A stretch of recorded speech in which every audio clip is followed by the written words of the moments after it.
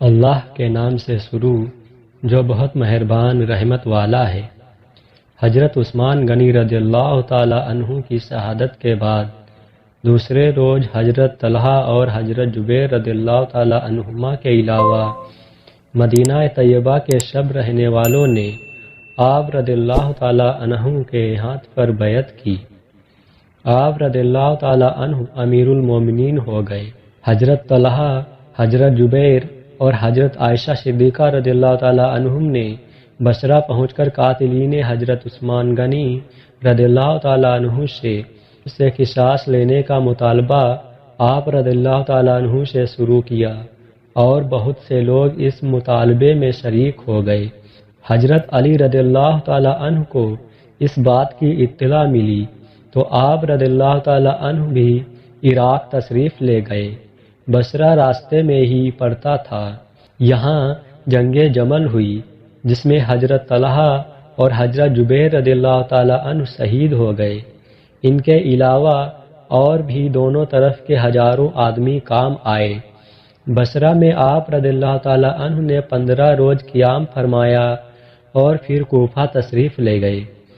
آپ رضی اللہ تعالی عنہ کے کوفہ پہنچنے کے بعد امیر معاویہ رضی اللہ تعالی عنہ نے آپ رضی اللہ تعالی عنہ پر خروج کیا۔ ان کے ساتھ شامی لشکر تھا۔ کوفہ سے حضرت علی رضی اللہ تعالی عنہ بھی بڑھے اور صفین کے مقام پر کئی روز تک لڑائی کا سلسلہ جاری رہا۔ پھر یہ جنگ ایک معاہدے پر ختم ہوئی۔ طرفین کے لوگ اپنے اپنے مقام کو واپس ہو گئے۔ حضرت امیر معاویہ رضی اللہ تعالی عنہ شام اور حضرت علی رضی اللہ تعالی عنہ کوفہ واپس چلے آئے۔ جب آپ رضی اللہ تعالی عنہ کوفہ تشریف لائے تو ایک جماعت جس کو خارجی کہا جاتا ہے آپ رضی اللہ تعالی عنہ کا ساتھ چھوڑ کر الگ ہو گئی اور آپ رضی اللہ تعالی عنہ کی خلافت سے انکار کر کے لا حکم الا للہ کا نعرہ بلند کیا، یہاں تک کہ آپ رضی اللہ تعالی عنہ سے جنگ کرنے کے لیے لشکر تیار کر لیا۔ حضرت علی رضی اللہ تعالی عنہ نے ان کا سر کچلنے کے لیے حضرت ابن عباس رضی اللہ تعالی عنہ کی سرکردگی میں ایک لشکر روانہ فرمایا۔ طرفین میں جنگ ہوئی۔ خارجی شکست کھا کر کچھ تو علی رضی اللہ تعالی عنہ کے لشکر میں شامل ہو گئے اور کچھ بھاگ کر نہروان چلے گئے اور وہاں پہنچ کر لوٹ مار شروع کر دی۔ آخر شیر خدا رضی اللہ تعالی عنہ نے وہاں جا کر ان کو تہہ تیگ کر دیا۔ 3 خارجی یعنی عبد الرحمن بن ملجم، برق بن عبداللہ اور عمرو بن بکیر مکہ معظمہ میں جمع ہوئے اور آپس میں یہ فیصلہ کیا کہ ہم تینوں آدمی 3 افراد حضرت علی بن ابی طالب، حضرت معاویہ بن ابی سفیان اور حضرت عمرو بن العاص کو قتل کر دیں گے۔ چنانچہ ابن ملجم نے حضرت علی رضی اللہ تعالی عنہ کو، برق نے حضرت امیر معاویہ رضی اللہ تعالی عنہ کو اور عمرو بن بکیر نے حضرت عمرو بن عاص رضی اللہ تعالی عنہ کو ایک ہی معین تاریخ پر قتل کرنے کا عہد کیا اور تینوں بدبخت ان شہروں کو روانہ ہو گئے جہاں جہاں ان کو اپنے اپنے نامزد کردہ شخص کو قتل کرنا تھا۔ ان میں سے سب سے پہلے ابن ملجم کوفہ پہنچا۔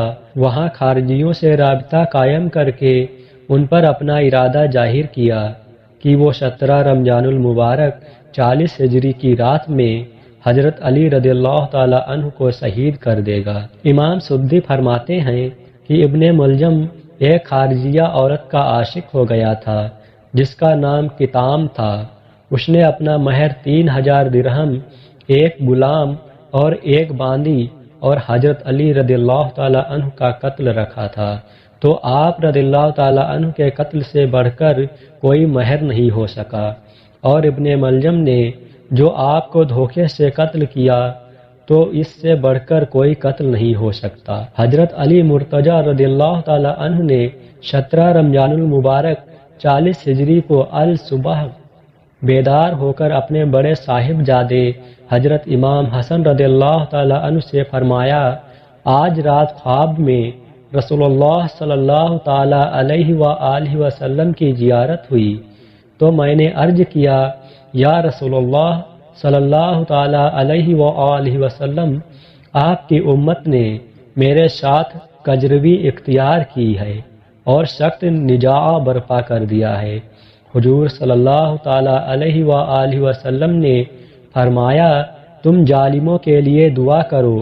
तो मैंने इस तरह दुआ की, या इलाहल आलमीन, तू मुझे उन लोगों से बेहतर लोगों में पहुंचा दे और मेरी जगह उन लोगों पर ऐसा शख्स मुसल्लत कर दे जो बुरा हो। अभी आप ये बयान ही फरमा रहे थे कि इब्ने नबाह मुअज्जिन ने आवाज़ दी, अस्सलात अस्सलात।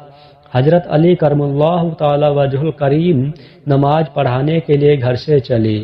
रास्ते में लोगों को नमाज के लिए आवाज़ देकर आप रदियल्लाहु ताला अन्हु जगाते जाते थे कि इतने में इब्ने मलजम आप रदियल्लाहु ताला अन्हु के सामने आ गया और उसने अचानक आप रदियल्लाहु ताला अन्हु पर तलवार का भरपूर वार किया और वार इतना सख्त था कि आप रदियल्लाहु ताला अन्हु की पेशानी कनपटी तक कट गई और तलवार दिमाग पर जाकर ठहरी।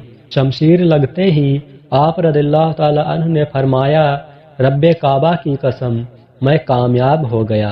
आप रदियल्लाहु ताला अन्हु के जख्मी होते ही चारों तरफ से लोग दौड़ पड़े और कातिल को पकड़ लिया। हजरत अकवा बिन अबी सहबा रदियल्लाहु ताला अन्हु कहते हैं कि जब बदबख्त इब्ने मलजम ने आप रदियल्लाहु ताला अन्हु पर तलवार का वार किया, यानी आप रदियल्लाहु ताला अन्हु जख्मी हो गए, तो हजरत इमाम हसन रदियल्लाहु ताला अन्हु रोते हुए आप रदियल्लाहु ताला अन्हु की खिदमत में आए।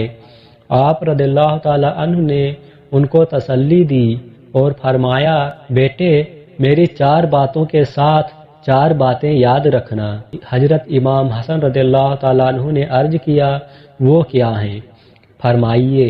हजरत अली रदियल्लाहु ताला अन्हु ने इरशाद फरमाया, अव्वल सबसे बड़ी तवंगरी अक्ल की तवानाई है, दूसरे बेवकूफ़ी से ज़्यादा कोई मुफलिसी और तंगदस्ती नहीं, तीसरे गुरूर घमंड सबसे सख्त वहशत है, चौथे सबसे अजीम खुल्क करम है।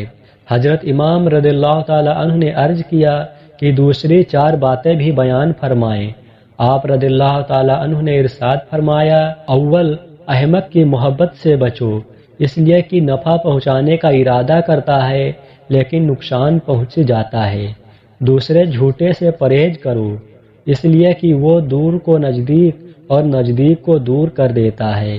तीसरे बखील से दूर रहो, इसलिए कि वो तुमसे उन चीज़ों को छुड़ा देगा जिनकी तुमको हाजत है। चौथे फाजिर से किनारा कश रहो, इसलिए कि वो तुम्हें थोड़ी सी चीज़ के बदले में फरोख्त कर देगा। हजरत अली रदियल्लाहु ताला अन्हु सख्त जख्मी होने के बावजूद जुमा व हफ्ता तक बाकायदे हयात रहे, लेकिन इतवार की रात में आप रदियल्लाहु ताला अन्हु की रूह बारगाह कुद्स में परवाज कर गई। और यह भी रिवायत है कि 19 रमजानुल मुबारक जुमा की शब में आप रदियल्लाहु ताला अन्हु जख्मी हुए और 21 रमजान शब यकशंबा 40 हिजरी में आप रदियल्लाहु ताला अन्हु की वफ़ात हुई। 4 बरस 8 माह 9 दिन आप रदियल्लाहु ताला अन्हु ने उमूर खिलाफत को अंजाम दिया और 63 साल की उम्र में आपका विसाल हुआ। हजरत इमाम हसन, हजरत इमाम हुसैन और हजरत अब्दुल्लाह बिन जाफ़र रदियल्लाहु ताला अन्हुम ने आप रदियल्लाहु ताला अन्हु को गुस्ल दिया और आप रदियल्लाहु ताला अन्हु की नमाज जनाजा हजरत इमाम हसन रदियल्लाहु ताला अन्हु ने पढ़ाई। हजरत अली रदियल्लाहु ताला अन्हु को रात के वक्त दफन किया गया और एक मसलहत से आपका मजार लोगों पर जाहिर नहीं किया गया, इसलिए वो कहाँ है, इसमें अक़वाल मुख्तलिफ हैं। अबू बकर बिन अयास रहमतुल्लाह अलैह कहते हैं कि आप रदियल्लाहु ताला अन्हु की कब्र शरीफ को इसलिए नहीं जाहिर किया गया था कि खारजी बदबख्त कहीं उसकी भी बेहुरमती ना करें। शरीक रहमतुल्लाह अलैह कहते हैं کہ آپ رضی اللہ تعالی عنہ کے فرزند حضرت امام حسن رضی اللہ تعالی عنہ نے آپ رضی اللہ تعالی عنہ کے جسم مبارک کو دارالامارت کوفہ سے مدینے کی طرف منتقل کر دیا تھا۔ مبرد رحمۃ اللہ علیہ نے محمد بن حبیب رحمۃ اللہ علیہ کے حوالے سے لکھا ہے کہ ایک قبر سے دوسری قبر میں منتقل کی جانے والی پہلی ناس حضرت علی کرم اللہ تعالی وجہہ الکریم کی تھی، اور ابن عساکر رحمۃ اللہ علیہ سعید بن عبد العزیز رضی اللہ تعالی عنہ سے روایت کرتے ہیں کہ جب حضرت علی کرم اللہ تعالی وجہہ الکریم شہید ہو گئے تو آپ رضی اللہ تعالی عنہ کے جسم مبارک کو مدینہ منورہ لے جانے لگے تاکہ وہاں رسول اکرم صلی اللہ تعالی علیہ وآلہ وسلم کے پہلو مبارک میں دفن کریں۔ ناس ایک اونٹ پر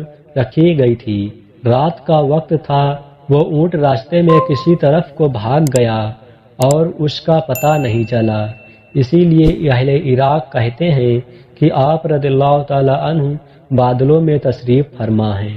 بعض لوگ کہتے ہیں تلاش و جستجو کے بعد وہ اونٹ سرزمین طے میں مل گیا اور آپ رضی اللہ تعالی عنہ کے جسم مبارک کو اسی سرزمین میں دفن کر دیا گیا۔